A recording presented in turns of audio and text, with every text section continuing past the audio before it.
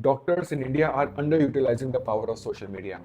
It takes decades of studies and then another 5 to 7 years of dedicated hard work to become an established clinical practitioner in India. Doctors will do everything to become a skilled clinical practitioner, but they are missing out on one of the most important tools available at their disposal, that is power of social media.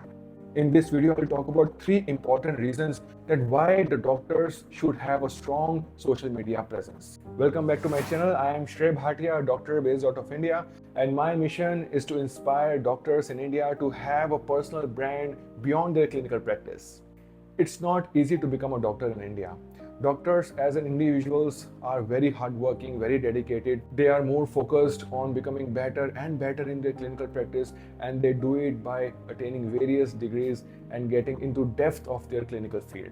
Traditionally, it is working very well for doctors to become a specialist and then super specialist, and getting the best in their field is definitely going to help them in their career. But there is another important tool that every other field is making use of, but doctors are not.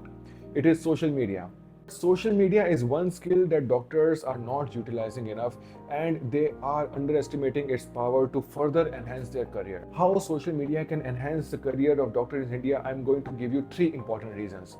Number 1, doctors have some responsibility for the general public.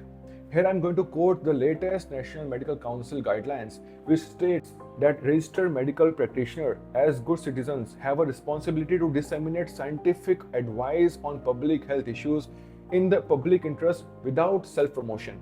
That means the internet is full of misinformation related to health and treatment.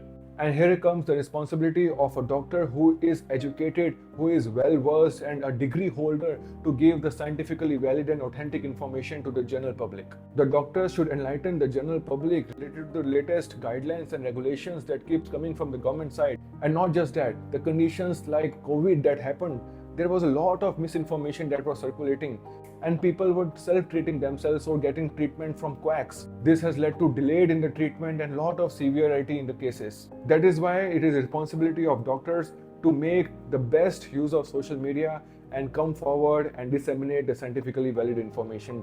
And you're also aware that there is a distrust between doctor and patient. The doctor and patient relationship is not as strong as it was before, and therefore when doctors are making genuine efforts to educate general public about the various health conditions, it definitely rebuilds the trust between the patient and the doctor.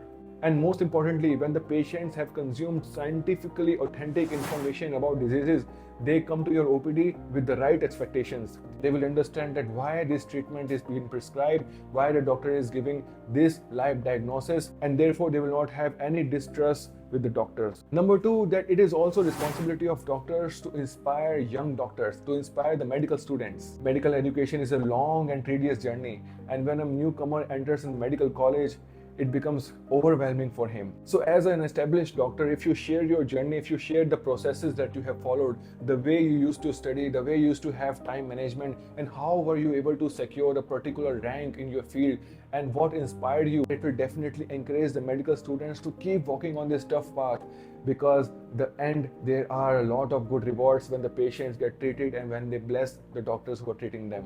Also, when I'm talking about posting content for the medical students, there is also one important benefit of it, that it enhances the relationship between senior and junior doctor. We are already aware about the hierarchy system that exists in our healthcare system, and therefore there is a communication gap between the juniors and the seniors. But when you share about your ideas, your opinion about how things are going on, about your lifestyle, it will help the juniors to understand how the senior consultant thinks and what are their expectations, and also it helps the senior consultant to understand the issues and the struggles of the residents, not just for the medical students but for your peers as well, for your colleagues as well.